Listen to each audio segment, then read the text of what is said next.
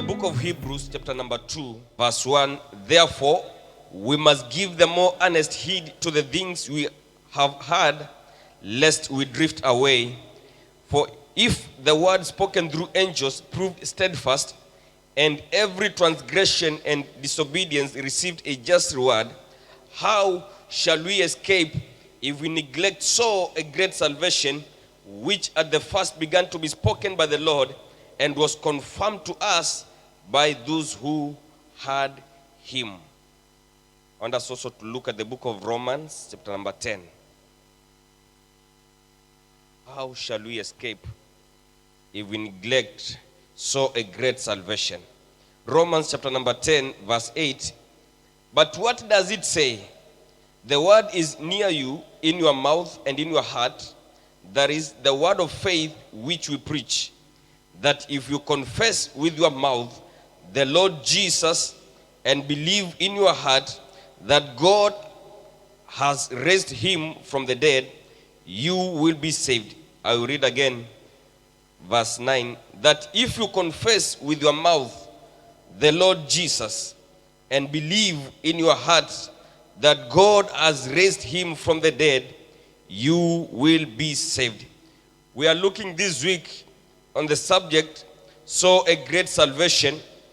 The writer of Hebrews is asking us a question that I want us to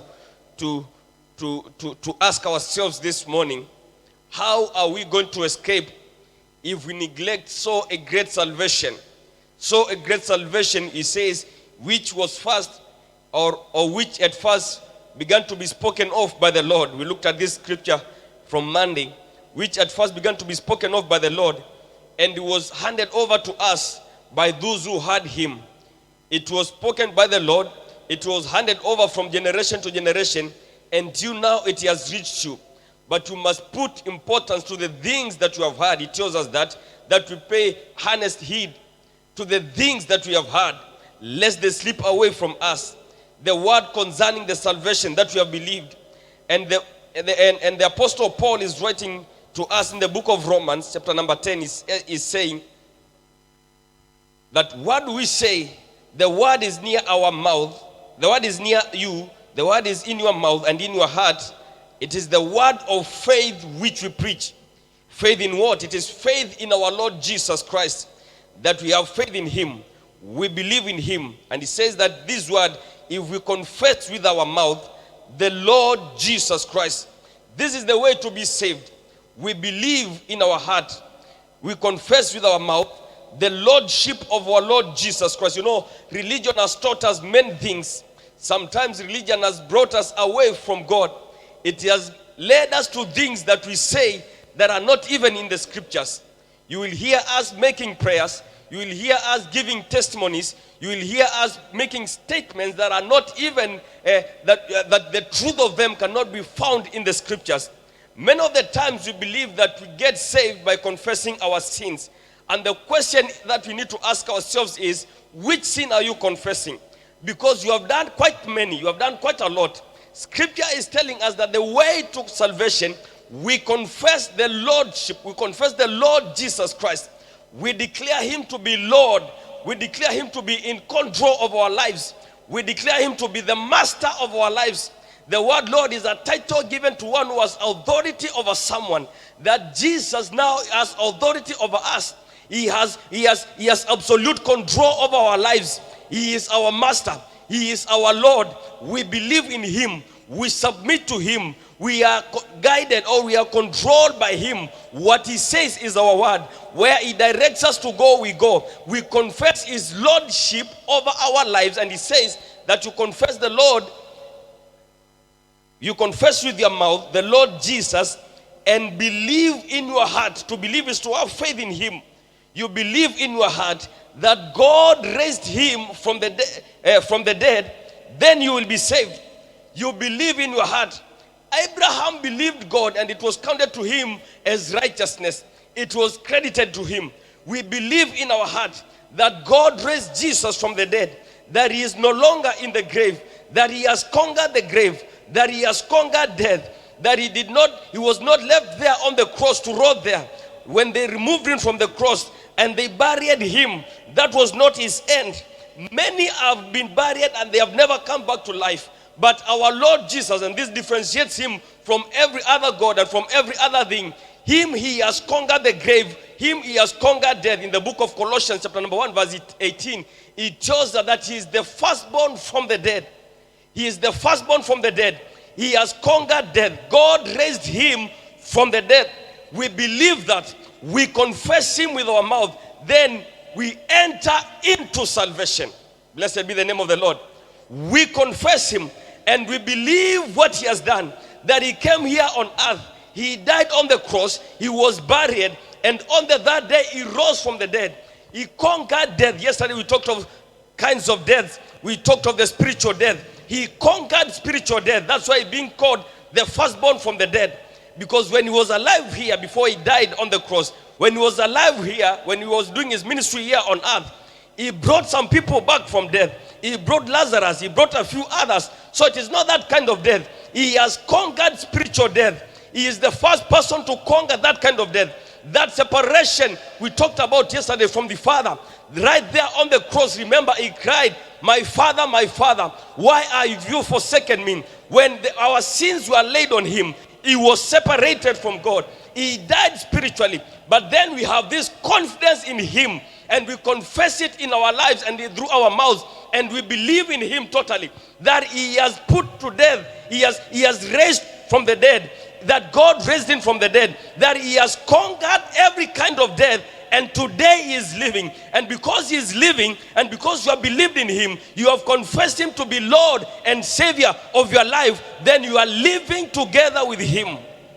That's why death has got no power over you. Even when you die, you are not dead. Even when death comes, it cannot enter you. It has got no power over you. Why? Because you yourself, you cannot die. You have eternal life. You have received it from the Master. You have received it from our Lord. Therefore, you can look at death and declare to death that you have been conquered.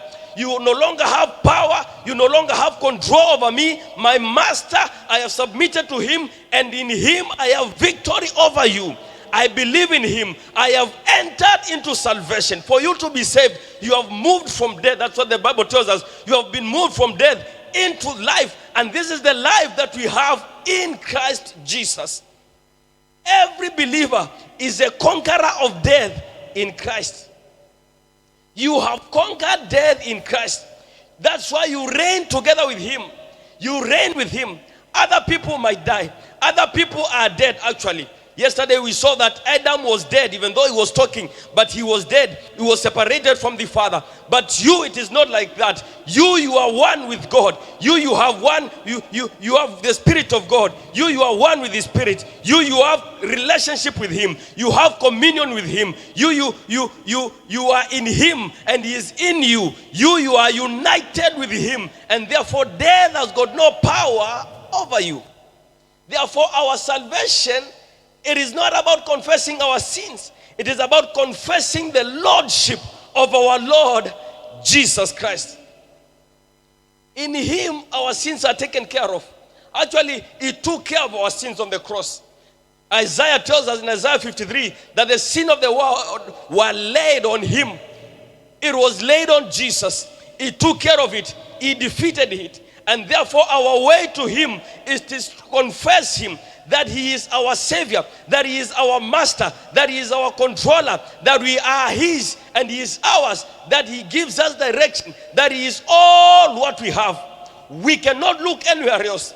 The devil, let him not shift you to anywhere else. Let him not direct you to the things you did. Because the things you did, Christ has taken care of them. He says your sins he will remember no more. He has taken care of that. And he wants you to live your life fully in him. To live a life fully in him. A life of power. A life of victory. A life of peace. A life of hope in Christ Jesus. Because you have been saved to live in him victoriously. Blessed be the name of the Lord. So, in him we live. In him we move. In him we have our being. The fact that he conquered death, every kind of death, any type of death, the fact that he conquered it, spiritual death, natural death, any kind of death, he has conquered. That gives us hope in him that we are also victorious. There is evidence of his resurrection. You being saved, you being filled with the Holy Spirit, you being a new creation in Christ, that is enough evidence of the resurrection of Christ Jesus. When Luke is writing to his friend Theophilus in the book of Acts chapter number 1, he says, if we can read it, the book of Acts chapter number 1 verse 1.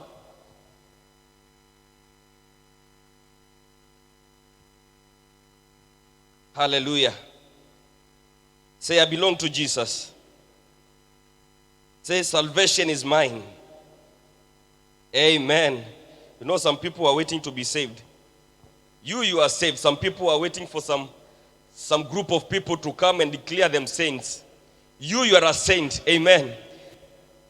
Acts of Apostles chapter number 1 verse 1. The former account I made all the Theophilus of all that Jesus began both to do and teach, and due the day in which he was taken up, after he, through the Holy Spirit, had given commandments to the apostles whom he had chosen, to whom he also presented himself alive after his suffering by many infallible proofs.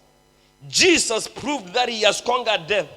He presented himself after what he did on the cross, after dying on the cross, and after being buried and rising up on the third day, after conquering death. He presented himself alive to his disciples.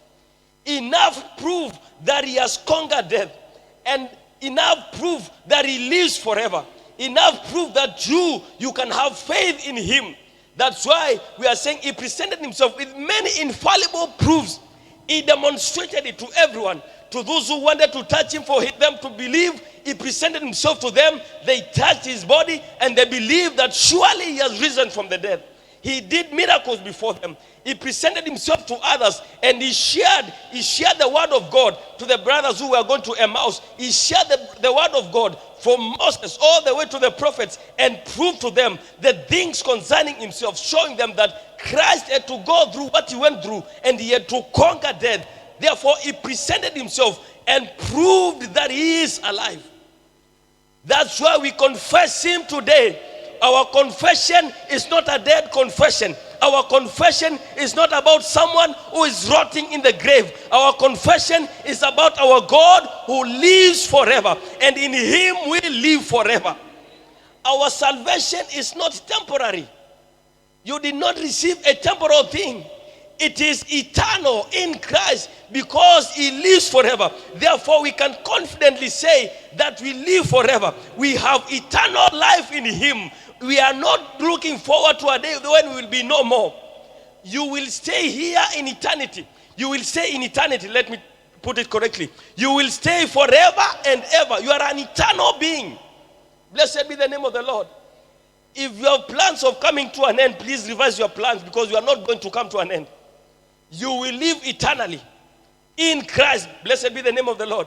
And with Christ. Therefore, that is our confession. It tells us that in the book of Hebrews, where we started, that we take heed, earnest heed, to the things that we have heard, that we do not let them slip away.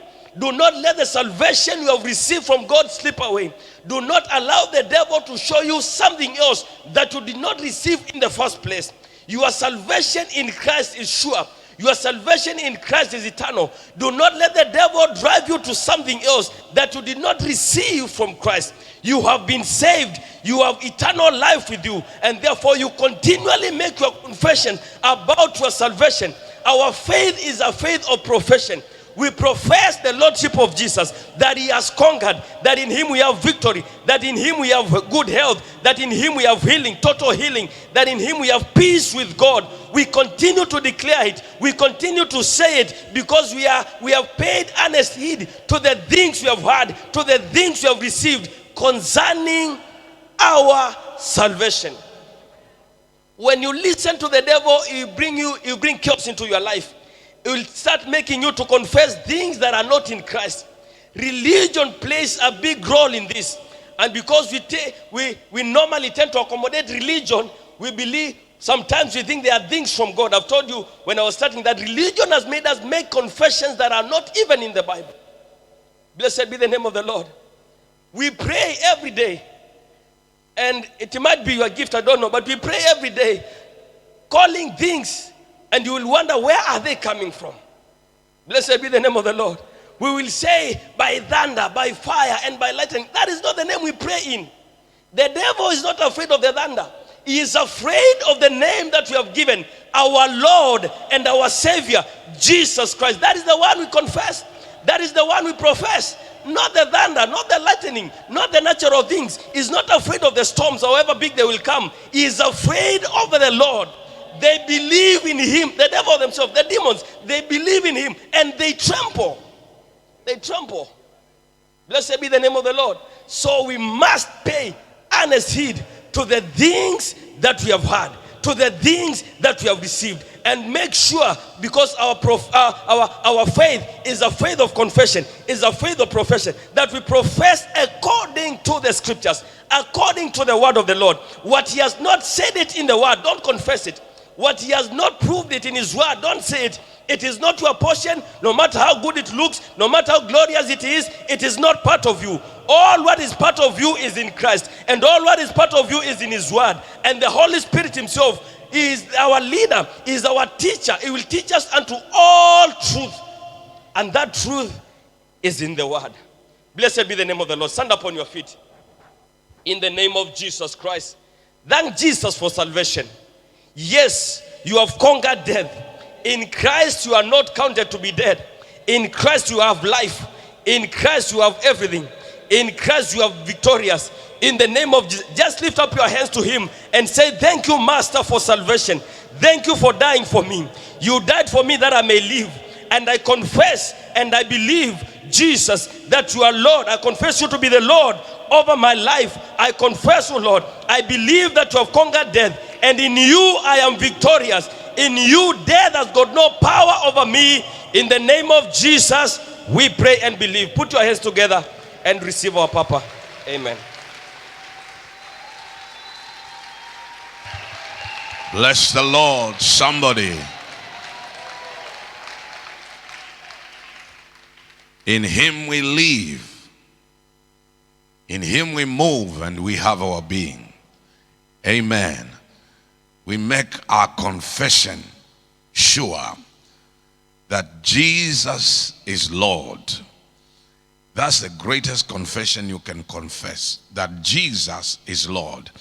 Everything else can come to an end. He is the Word, and he was there with God from the beginning.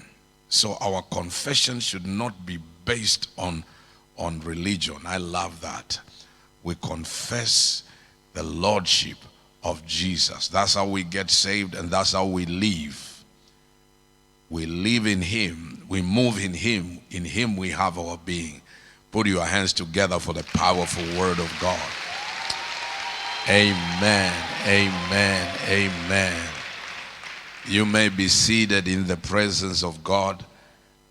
Get ready, for we are going to give our morning sacrifice unto the Lord, the one who gave everything for us so that we may live. Amen. He is the one that receives our tithes. Hebrews chapter 7 tells us that. So when we get saved, we connect with Jesus throughout, with everything, with our money, with our way of life, with everything. When he becomes Lord, he is actually in charge of your money. I say he is in charge of your money. As much as he is in charge of your health, and it is in charge of your movement, he is also in charge of your finances. That's why you shall not lack, because the Lord Jesus is your shepherd.